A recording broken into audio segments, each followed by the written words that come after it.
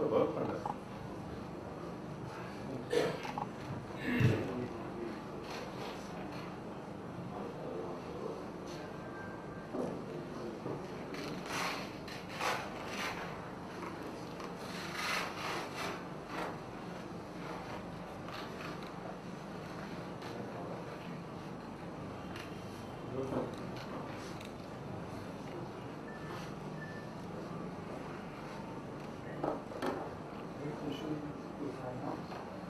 Yeah, it doesn't make any difference.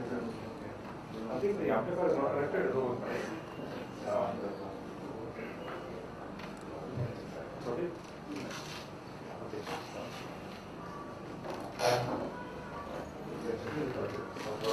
you want to stop or do you want to?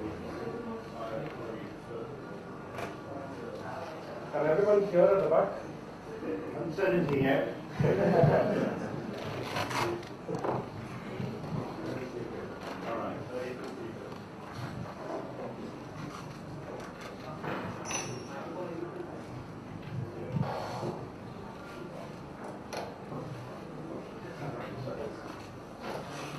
Okay, so today we're talking about assigning probabilities. And I've called it a Jane's-in tutorial because here or here is what I picked up from Ed Jane's work. And here, this is not what I'm going to talk about today, it's only this part. I've listed here the 10 chapters in the second edition of my book. And I just wanted to put in where today's talk fits in.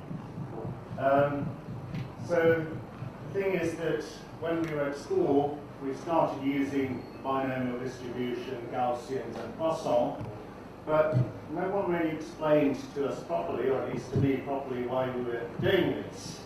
I guess the binomial made sense, but after that it got a bit iffy. And so what I'm going to present today is one way of thinking about why you might be using these sorts of probability distributions. And the point is that the sum and product rules of probability that we talked about yesterday tell us how to manipulate probabilities. They tell us how different probabilities are related to each other. But in order to do a calculation, at some point you have to make an assignment. You need to make an assignment to some probabilities, then to relate them to others that you might be more interested in. So the question, that's the topic of the talk this morning. And I said that from the Bayesian point of view, at least my Bayesian point of view, and there are most scientists, the important thing about the Bayesian view is that there's no such thing as an absolute probability. All probabilities are conditional.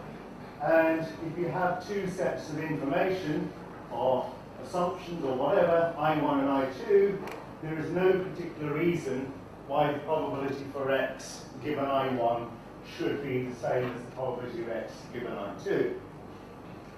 So as a scientist, I don't have a problem with that, but I do get a little bit perturbed about too much emphasis on personal probabilities, and so I'm happier with this sort of requirement that if you have two people, 1 and 2, or were people the subscripts in your notation? I can't remember. Superscripts. Oh, I never discussed. Asking me? Yes, I know you had. Oh, I never discussed two people. No, but you had a symbol for a person. Was that a superscript or a subscript? Subscript. Okay, so I got that. At least that's consistent. So what this is supposed to mean is that if you have two different people who have the same information, then I would hope that they would assign the same probability. We don't generally know how to do this, but it's a sort of ideal that we aim for, or I'd be happy if we aim for it. And trying to discuss ideas how we might do that in certain simple cases, that's all. But information comes in a large variety of situations, and we certainly don't know how to do it in most cases. So that's a big topic of future research. Someone wishes to take it on. So the oldest ideas about how you might make probability assignments come from one of the Nuis. I forgot whether it's Daniel or Chekhov.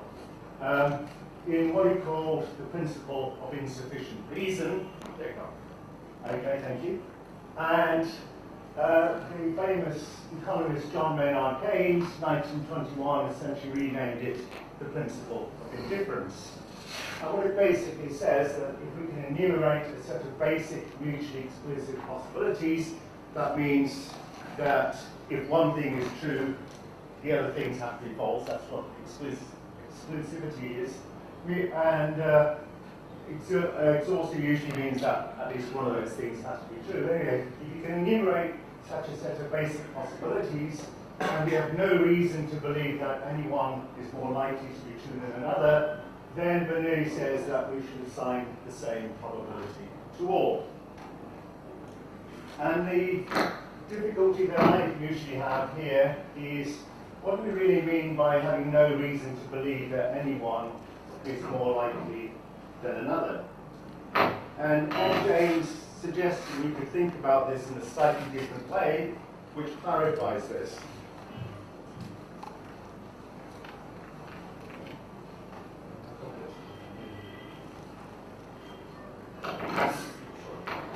Does that work or not?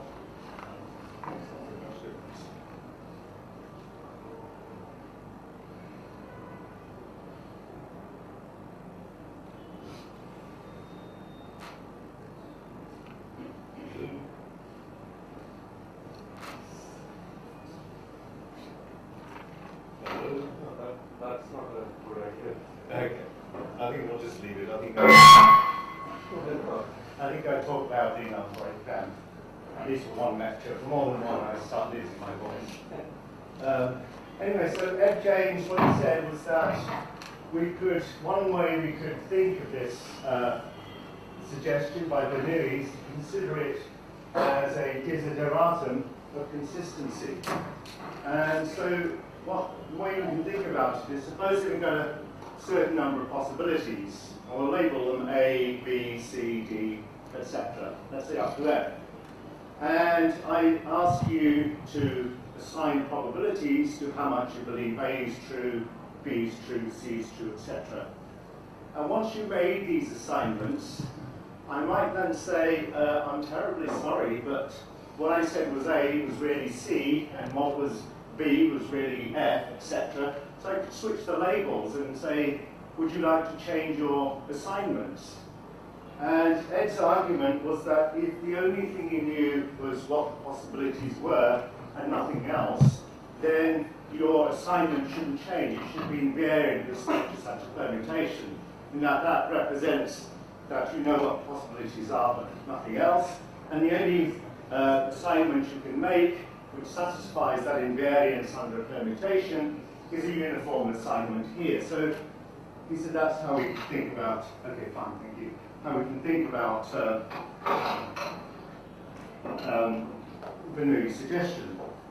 So, in simple example of Bernoulli's urn, supposing you know an urn or a black box or whatever, like, has R red balls and W white ones, and you label these balls either explicitly or not as J equals 1 to R plus W, then all you know is you've got R plus W balls in, but you don't know anything else.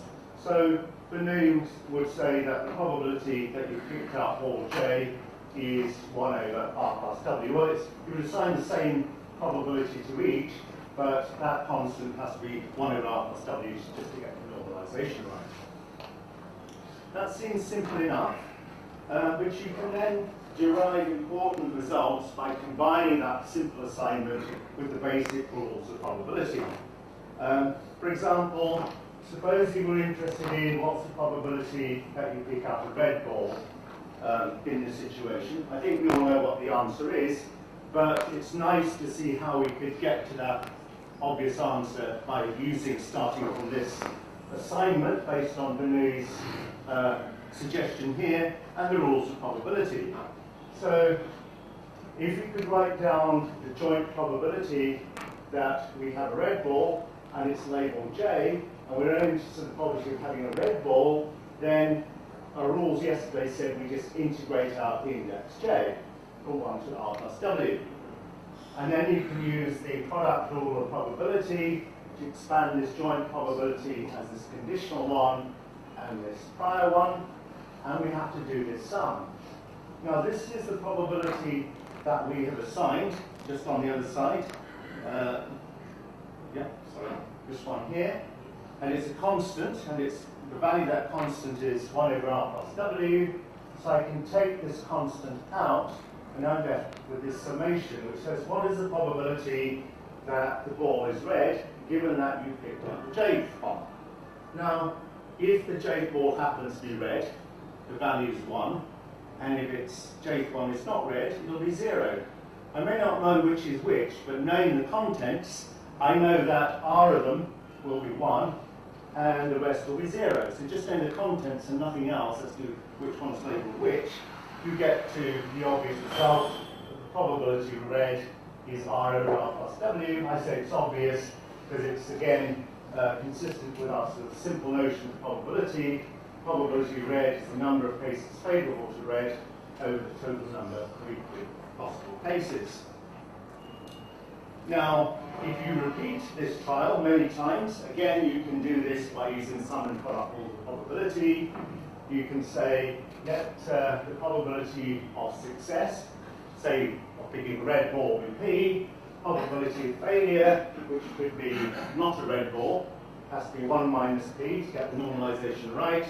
And if you repeat that many times, I won't go through this. It's really, you can look at it in chapter 1 if you want to, but I just go through the sum and product rules of probability, and if you go through it, you magically, not magically, but you end up with the binomial distribution. So the basic assignment here is right at the beginning, and that's simply use Bernoulli's principle of insufficient reason, but starting with that and using the sum and product rules of probability, we've already been able to derive other simple results.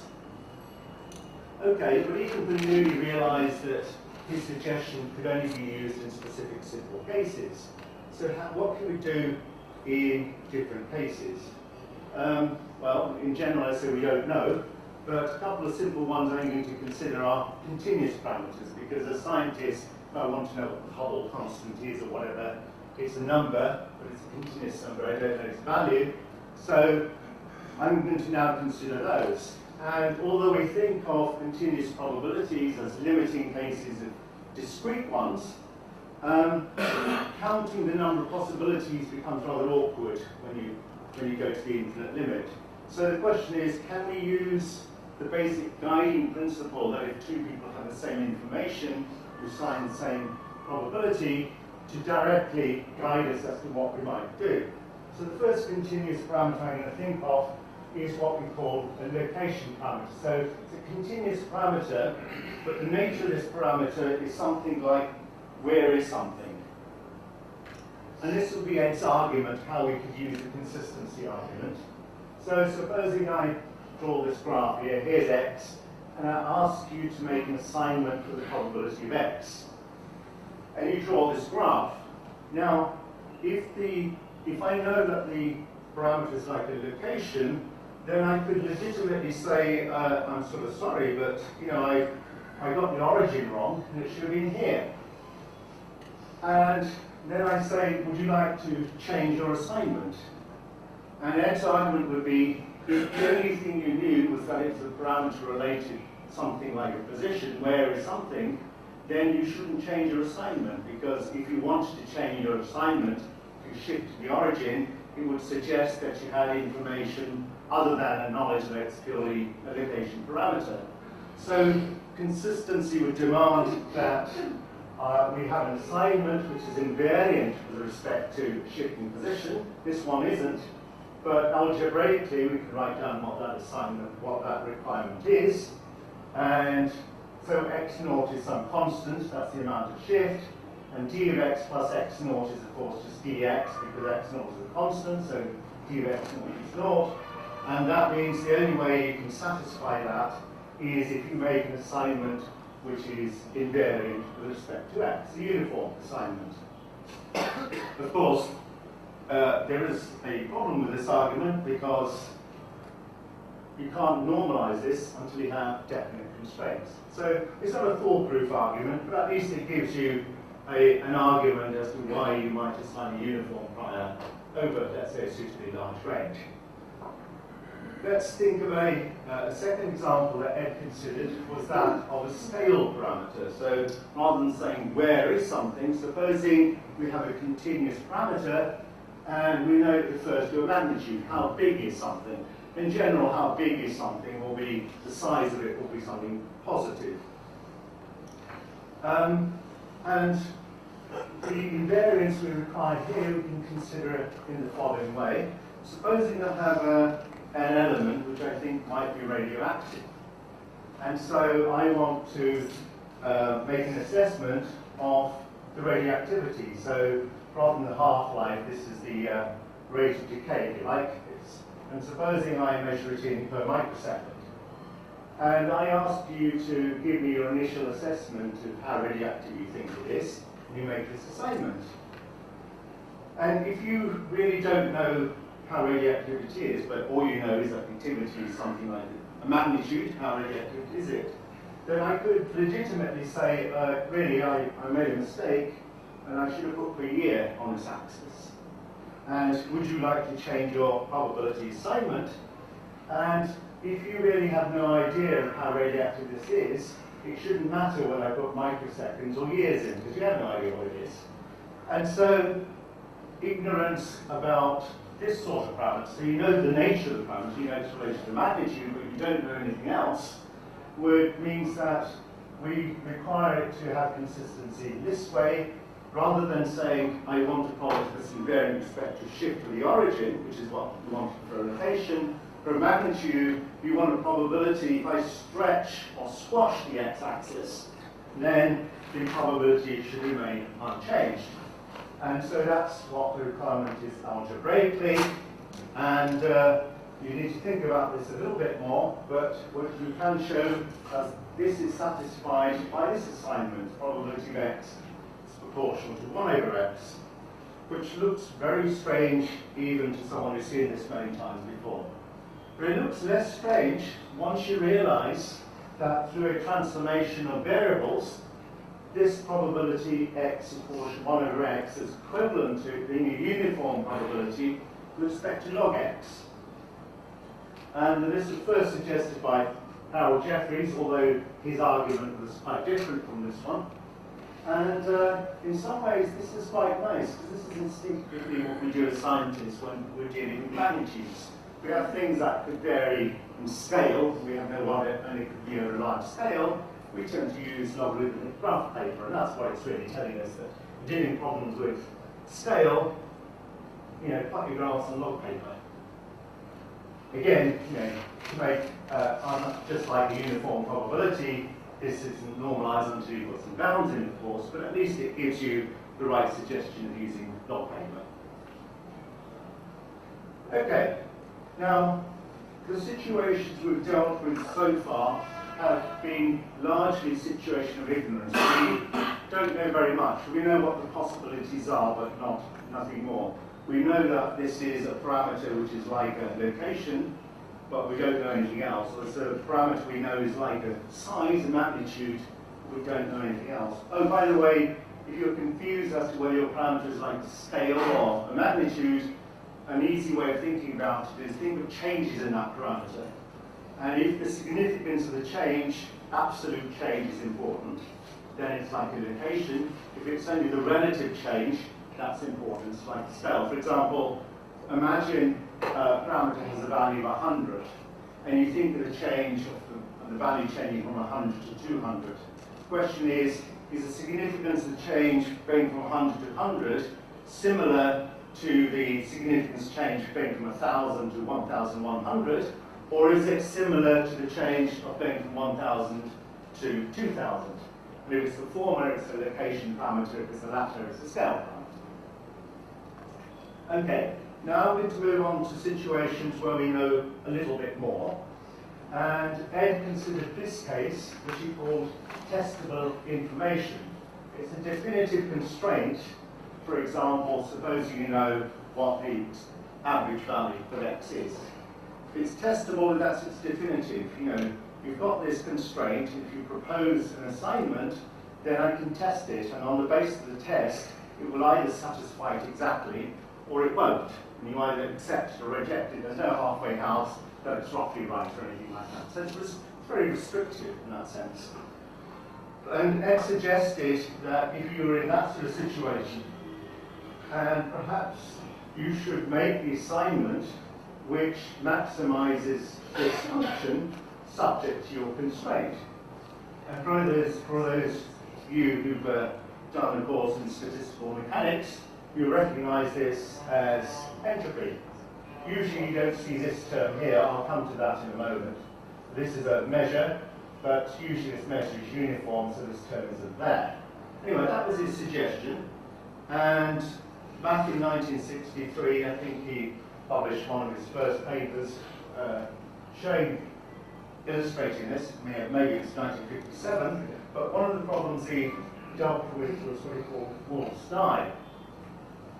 And so the question is, you've got an ordinary die in a cubic thing with dots 1 to 6 on the various faces, and so xi is the outcome or the hypothesis of the face on top of the dots when you roll it, and the question is, what's the probability that the ith face will come up? And if you do nothing else, then Bernoulli would suggest that there are 6 possibilities. You know nothing else, you assign 1/6 to each. But now you have some extra information. You know, you're told that if you roll this a huge number of times, the average number of dots that comes up is 4.5. Now, unfortunately, the assignment 1/6, 1/6, etc. comes up with an average of 3.5. So, given this additional information, that uniform probability isn't consistent with the extra knowledge you know about this die. It's biased in some way. And so Ed suggested that there are a large number of possible assignments which will give you consistency with this constraint and with normalization, but out of all of those, perhaps the one that best represents your state of knowledge is the one that has the most entropy, so it's the one which has the largest value for this function, subject to those constraints. So we can do that sort of optimization, at least in principle, to the method of Lagrange multipliers. It's still quite hard, you still have to solve for it, even in a simple case numerically, but you can do it, and this is what you find in this case. So if you didn't have this information, Bernoulli would suggest 1/6, 1/6, but this in some ways distorted relative to that, as least as possible, if you like, to make it consistent with that. And if you go through Ed's paper, he goes through a lot of sort of qualitative arguments why the entropy function has properties which are nice, if you like. But another way of thinking about why that function might be useful in getting a quantitative feel for it is through the monkey argument. It's the same one that we use in statistical mechanics. Supposing you have a set of m possibilities, and we want to make an assignment for those m possibilities subject to some constraints. How do we do it? Well, the argument is, let's have m boxes and a team of hypothetical monkeys, and we give them a large number of balls. And we let them randomly throw balls at these boxes, and after they've thrown a huge number of balls, a certain number, n1, will land in the first box, n2 will land in the second, etc. And the total number of balls thrown is capital N. And let's take the fraction of balls that land in any particular box as a sort of trial as a suggested assignment for possibility. But we have a constraint, of course, and what happens is that the distribution the monkeys will come up with won't satisfy your constraint, so you throw it away. Then you let the monkeys have another go.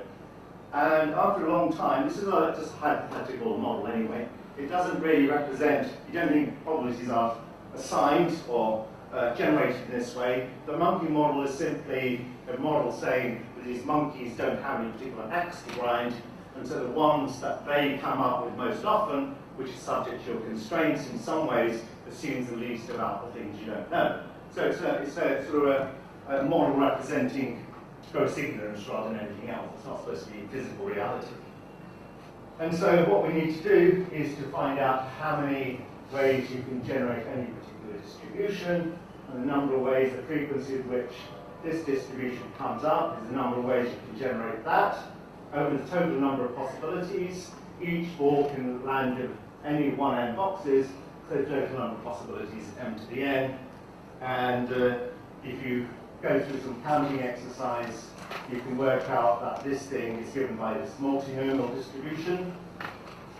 So if you haven't seen it, this will be too, this won't be entirely obvious, but I'm hoping you will have seen this, where you can look it up. And when we deal with factorials, these are huge numbers.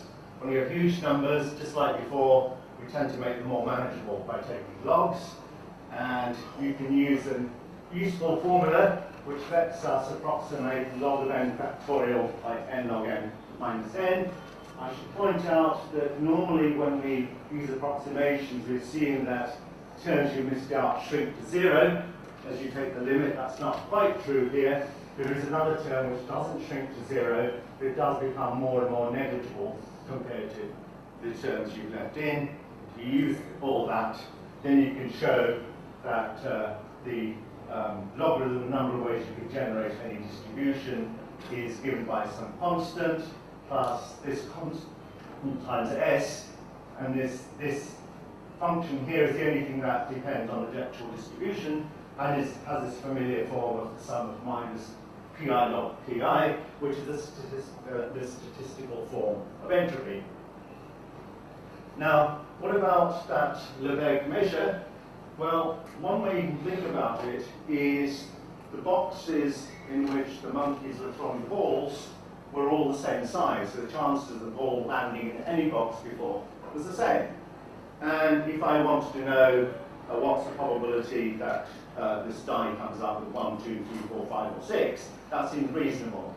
But supposing I said I was interested in whether it comes up 1 or 2 or more than 2, then you might think, well, perhaps I should make the box for more than 2, 4 times as large as the other one. So the question is, supposing we make the boxes different sizes, so the chances of the monkeys randomly throwing a ball into box I is proportional to mi, and what we had before was that mi was a constant. If you say it's not necessarily a constant, and you go through exactly the same argument as we have up here, you find that this form of entropy changes slightly, so the number of ways in which you generate something is still a constant times this function s, but this function s now has this extra factor of mi under the pi here. And if you make the mi's all uniform, constant, then you can show that this reduces to that earlier form, as it has to. Now, the way I've set it up as boxes of different sizes in this context is a bit contrived, but what I said was that if you're dealing with continuous probabilities, it's more natural to change variables, or you might want to sort of work with x, want to work with log x, or whatever, and you wanted a form which was invariant with respect to transformations, and in order to have that, you find you have to have such a term in there. So let's let me just tell you how it works out. Supposing the only information we have is that of normalization and nothing else, so our only constraint is that the integral of probability of x is equal to 1, then you want to maximize the entropy to that constraint. If you go through the algebra, you find that your assignment is proportional to the measure. It's just a normalized function of the measure, because measures don't actually have to be normalized, but probabilities do, and so when you impose this constraint of normalization, the probability just becomes a normalized form of the measure. So that tells us what we think about the measure. It's the probability we would assign, given only that the thing is normalized, and we don't really know anything else. So we may know it's a location parameter or a scale parameter, so that may tell us whether we want to work in linear space or log space or whatever. But other than that, we don't know very much. So they may help us to guide us to what the measure may be. All right, now let's put in a bit more information. Supposing that in addition to normalization, we somehow know the mean value of x. Question. Yes? You call it Lebesgue measure. Are there reasons we use Lebesgue measure instead of just demanded resemblance? I mean, in real life, you. I'll show you an example later. I think I'll get time to go through it. So let's go through this one. I've imposed this constraint just so that it makes it easier for me to calculate the Lagrange multiplier. You don't actually have to have that constraint, but let's imagine it is positive, and so we have the constraint of normalization, and we're somehow given this constraint. If you go through the algebra of maximizing entropy subject to this constraint, using a uniform measure, that's what I used here, you find maximum entropy suggests that you make an assignment which is exponential. And this constraint of wanting it to be positive is the one that helps us to calculate out the normalization constants, and it gives you this exponential form here. Okay, let's put in a bit more information. Supposing that in addition to normalization of x, we happen to know both its mean and its variance. It's going to name its first two moments, but it's easily stated in this way. So our constraint is that it's normalized, its mean is known, and its variance is known. So of all the different distributions which satisfy these three constraints, which one has the most entropy? And you find the one, well, if you say a uniform measure, you find the one that has most entropy, the one the monkeys would come up with most often, is a Gaussian one, the normal distribution. So this way of thinking is just a different way. You can get to these distributions in a number of different ways, but this gives you a different way of thinking about it. So when I assign a uniform Gaussian probability, I don't necessarily I don't have any need for any mechanism which generates Gaussian noise. I just see it as an assignment which best represents my state of knowledge, that I know something about the mean and variance of this quantity, but I don't know anything else. It's simply the one that assumes the least about everything else, at least in this monkey interpretation.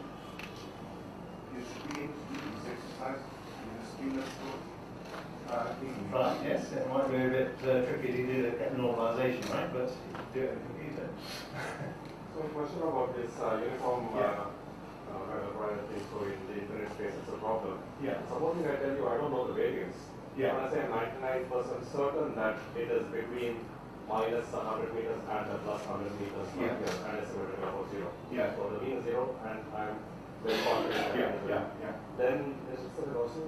No, it's not a Gaussian. You don't need to use this. What you can do is say, you can use the sum product rules directly for that. You can say, if I knew what the variance was, I would assign this Gaussian, but if you say, I only know it within a range, I can marginalize that parameter out. And then you get something which isn't a Gaussian, something with a bit more tail on it. Yes. Okay, now, just an example of, I've implicitly seen uniform priors here, but let's go back to the binomial distribution. I showed you how we derive it using Bernoulli's principle of indifference and the sum and product rules, but we can also get to it through this argument as well. Here, supposing the information we're given is that the expected number of successes in M trials, that's what you're given, and you're given normalization. So the constraints you're given is the mean value of n is equal to mu and this normalization. So if you maximize the entropy subject to the mean and normalization, you indeed get that exponential form that we had before. But previously I had assumed that the measure was uniform, but here I haven't so far made that assumption. And the question is, what should the measure be? So I know that I've got n possibilities, and the question is, what should I assign to the number of successes? Now, I said the measure was what you assign when you weren't given information on the expected number of successes. So if you don't know what the expected number of successes is, and all you know is that it's a binomial problem, you've got two possibilities, then I suggest that Bernoulli would say, you assign the same probabilities to both success and failure. All you know is you've got two possibilities and nothing else. So what would you assign to n successes in binary trials, given that the chance of success and failure is a half? And that we can easily do, of course. You just get the usual binomial measure. And so if I use the binomial measure, that assumes that the probability of success and failure is a half, then you plug that into here, and you get this binomial distribution. So it's not, you know, you can get the same distribution more than one way. It's just a different way of reasoning why you might assign that. Now, having got there, it's not a big step to get to the Poisson distribution. Classically, or usually the way we're taught at school is you start with the binomial, and under certain limiting conditions you show that it evolves into the Poisson distribution. And we do the same thing here, but with a slightly different sort of reasoning, but it's related. So supposing we are given that the number of events in a finite interval, this may be an interval in time, or it may be an interval in space, but it's a finite interval, and within that, we know what the expected number of events is. We have normalization, so we have the same constraints, and we maximize the entropy, you get exactly the same form. So the question now is, what should we assign for m of n? And the only difference was before, we had m of n given m. We had m definite possibilities, m trials. Now we've got this continuous spatial temporal region. It doesn't have a defined number of divisions. So what might we assign to it? Well, it's the same argument that we use classically if you like. If you have a finite interval which doesn't have obvious divisions, you could at least in your mind imagine breaking it up into lots of fine intervals and thinking about it as a finite problem, then seeing what happens if you let the number of intervals go to infinity. And if you do that, then what you assign here is just the limit of the binomial measure as m goes to infinity.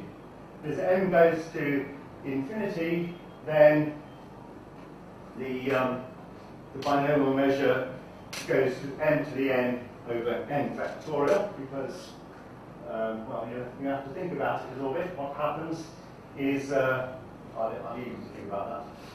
I'll have to think about it as well. But it's what happens to that binomial measure in the limit as m goes to infinity. And so if you use this measure now for this problem, then it leads you to the Poisson distribution. So again, this way of thinking about it, we don't have to think about any physical mechanism for assigning for these probability distributions. We simply think of, two slides again. You simply think these probabilities as the best representation of our limited state of knowledge, that's all. And so, this is just, you know this, that if you have a Poisson distribution, this is I'll just illustrate it graphically. Poisson distribution given a Poisson mean of 1.7, this is a Poisson mean of 12.5, and you notice that even though this is a discrete distribution, if you start looking at the envelope of this thing, it starts looking more and more like a normal distribution. Same thing with the Poisson distribution. You look at, the binomial distribution under various limits. Sometimes in certain limits it starts looking like a Poisson distribution, and in other limits it starts looking like a Gaussian. And those are just numerical, well, that's just what happens, and that's the reason why even if your most optimal assignment isn't necessarily a Gaussian, because in a lot of limits it starts looking like a Gaussian.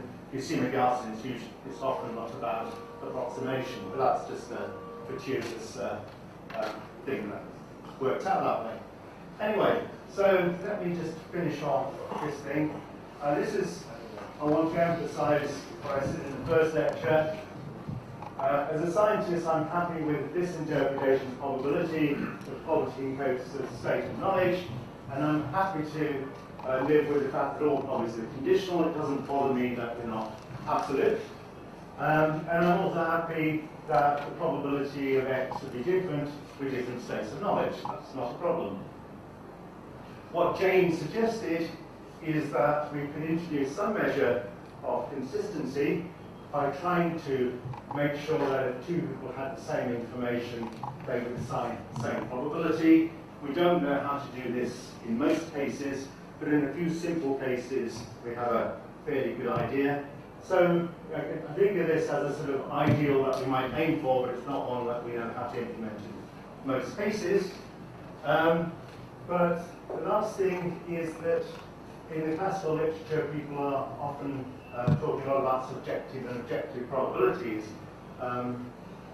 Particularly classical people will put down Bayesian ideas, say, oh well, it's all subjective nonsense and things like that. But from the way I've introduced it, we haven't, and the other thing that they put down Bayes with, oh, you need a prior probability. You use Bayes' theorem if you know the prior probability, but what happens if you don't know it? Well, according to the view I presented, you don't know any probability. All probabilities are assigned. They're not known or measured, they're assignments. And we've not made any distinctions between priors and likelihoods. It's simply been a matter of what is it you're interested in, what is it you know. That's all that matters. And that's what's on this side of the conditional statement and what's on the other. Other than that, we haven't changed our principle simply because it's a prior or a likelihood. And likelihood functions are no more God-given than priors. So I'm not, to me personally, it's always puzzled me as to why people are so happy with likelihoods and worry so much about priors. Anyway, at least that's my view, that both priors and likelihoods are assigned, and therefore I don't think it really helps to make this subjective-objective distinction, to say these are objective and these are subjective is in some ways misleading. That was Ed's views, and I tend to agree with that. So I will stop there and hope that was giving you a different way of thinking about it.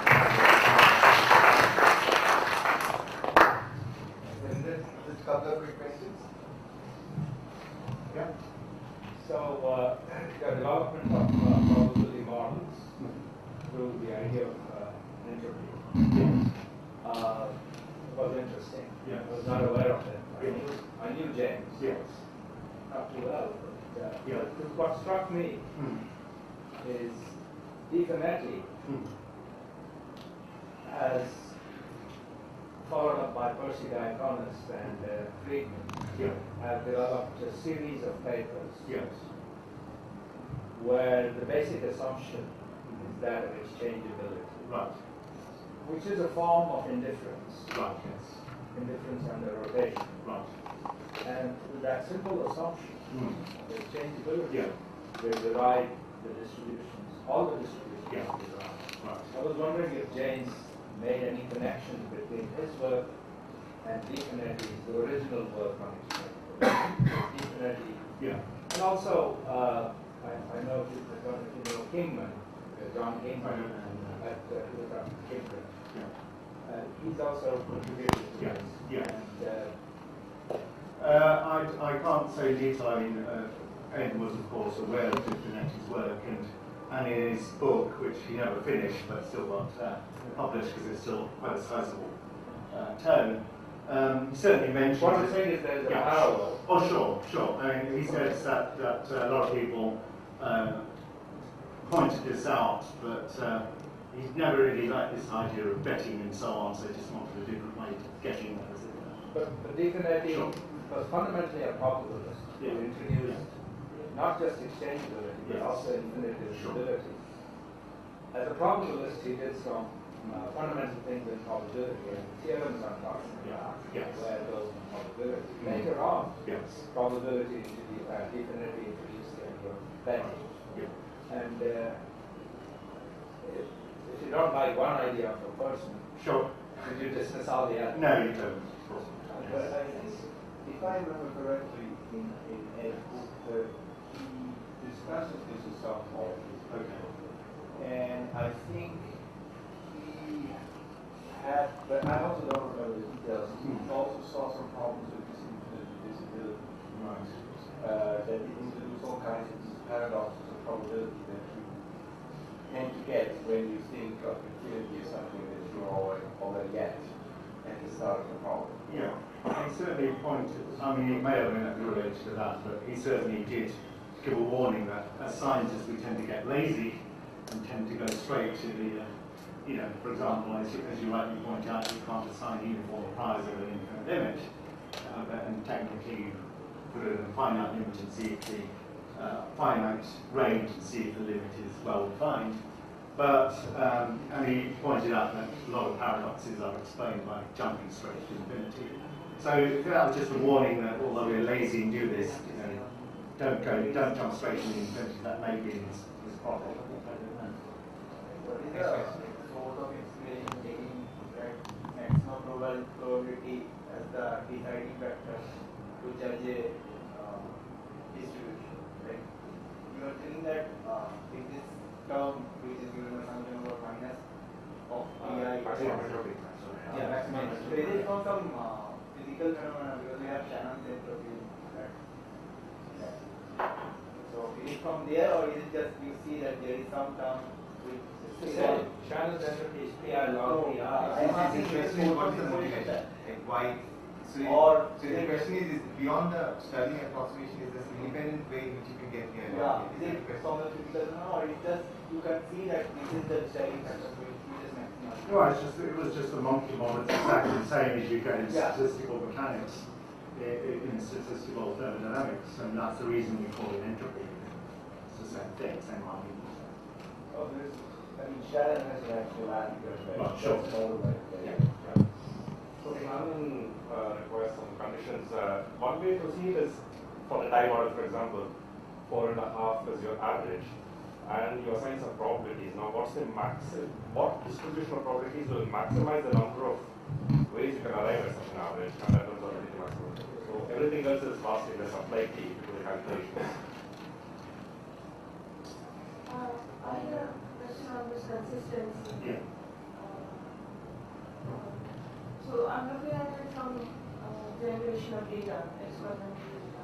Yeah. So does this kind of, is this the understanding that people take without knowing that it's a region in probability?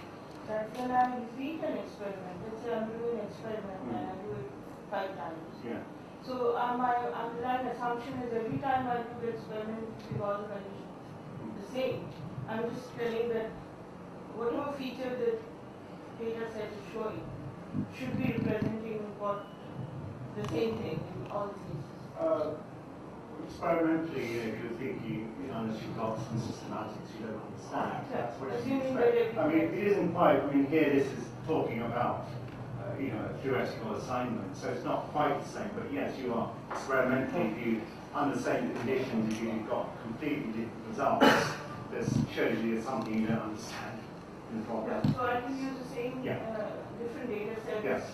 Yes. done at different points in time or thing, and use to model the same phenomena that I'm talking about because they've been done. So I'm essentially assuming that whatever data set I'm generating, keeping all the conditions the same. Yeah, but you could frame that formally.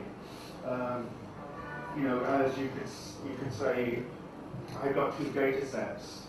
Are they better explained through one common model, or are they better explained through two different models? And you can address that through this evidence factor I talked about yesterday. And I guess if you had higher probability for a single model, it will suggest that things run that you understand them reasonably well. Okay, I'm going to continue this later, but we thank you once again.